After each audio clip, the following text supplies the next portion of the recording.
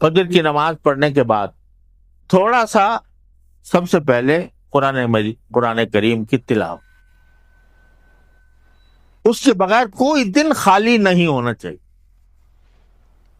سب سے پہلے قرآن کریم کی تلاوت، ایک پارہ ہو، آدھا پارہ ہو، میں کہتا ہوں پاؤ پارہ ہی ہو، لیکن کچھ نہ کچھ تلاوت ہو. اس کے بغیر آدمی باہر نہ نکلے، کوئی کام نہ کرے جب تک تلاوت نہ کرے. پھر رسول کریم صلی اللہ علیہ وسلم نے بہت سی دعائیں سکھائی جن کو ادعیہ باصورہ کہا جاتا ہے.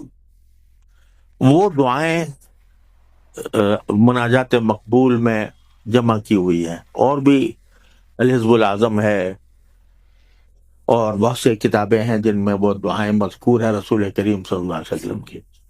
ایک ایک دعا ایسی ہے کہ اگر ایک مرتبہ کی دعا قبول ہو جائے تو انسان کا بیڑا پار ہو جائے، اس کا معمول ہو جائے. مناجات مقبول کی ایک منزل 5 منٹ لگتے ہیں، 5-7 منٹ پڑھنے میں، اور پھر کچھ تسبیحات. سبحان اللہ بحمدہ سبحان اللہ العظیم 100 مرتبہ، سبحان اللہ والحمد للہ ولا الہ الا اللہ واللہ اکبر ولا حول ولا قوت الا باللہ ولا حول ولا قوت الا باللہ، تیسرا کلمہ 100 مرتبہ. استغفار استغفر اللہ العلی العظیم الذی لا الہ الا ہو، یہ 100 مرتبہ، اور درود شریف 100 مرتبہ. اس سارے کام میں اگر دیکھا جائے تو 25 منٹ 30 منٹ زیادہ زیادہ آدھا گھنٹہ لگے. ہر مسلمان اس کو پلے باندھ لے کہ وہ اس وقت تک گھر سے نہیں نکلے گا کسی کام کے لیے جب تک کہ وہ یہ آدھے گھنٹے کا کام نہ کر لے. تلاوت،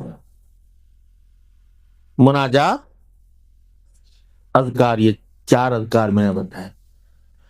پھر چلتے پھرتے اٹھتے بیٹھتے کہنے کی بھی عادت رہے. اللہ تبارک و تعالی انشاءاللہ ذکر کرنے والوں میں سے شامل فرمائیں. والذاکرین اللہ کثیرا والذاکرات. اور پھر 2 باتیں اور، کہ اپنی ہر چھوٹی بڑی حاجت ہر وقت اللہ تعالی سے مانگنے کی عادت ڈالیں کہ میں ابھی گھر سے نکل رہا ہوں، یا اللہ جس کام کے لیے جا رہا ہوں اس کو میرے لیے آسان کر دیجیے.